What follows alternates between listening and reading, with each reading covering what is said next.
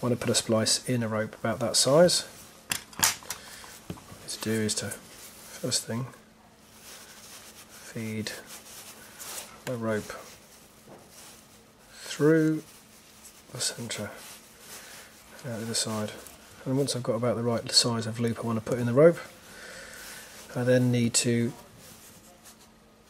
pass the tail back through that side of the rope. So this is going to be the hole of the tail.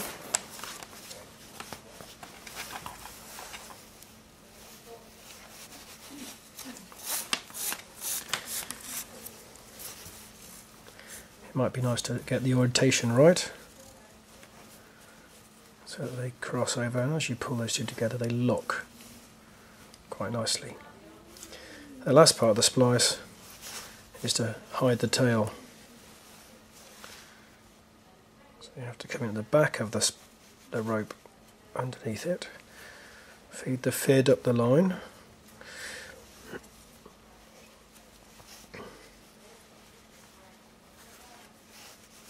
there's a little barb on the fid that should just catch it as it goes through. Make sure it's well packed in there so it can't get caught, and you can feed the tail up through the splice. Now you want to tension that bit first, make sure it's well tensioned, and then you might want to taper this line. This might be a touch on the long side, so you might want to get a big fish safety knife in there and take the edge off, and then just cover up the top of it like that, and you've finished your splice. Now if you want to put a splice in the same piece of rope but the other end of it, you may need a slightly bigger fid. So here's the splice we're going to start again, so everything is exactly as before. That's the size of loop you want in it. So you'll feed a rope through it. Okay, so now you've got your loop size correct. You're now going to want to feed your tail through there, but the tail is now double thickness, so you might need to use a thicker fid. So there's the thicker fid. Here's the tail. I'm going to squash it in. It should just go through fairly easily.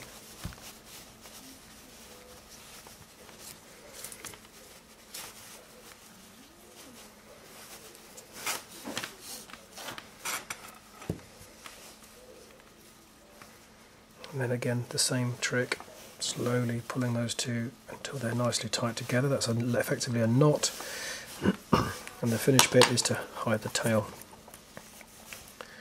So in the back of the rope,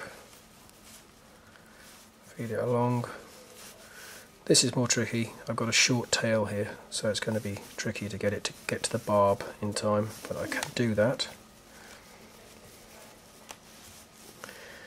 There we go, we're on the barb now, so we should be nice and safe. We can pull it through, pull it tight, and then hide the cover.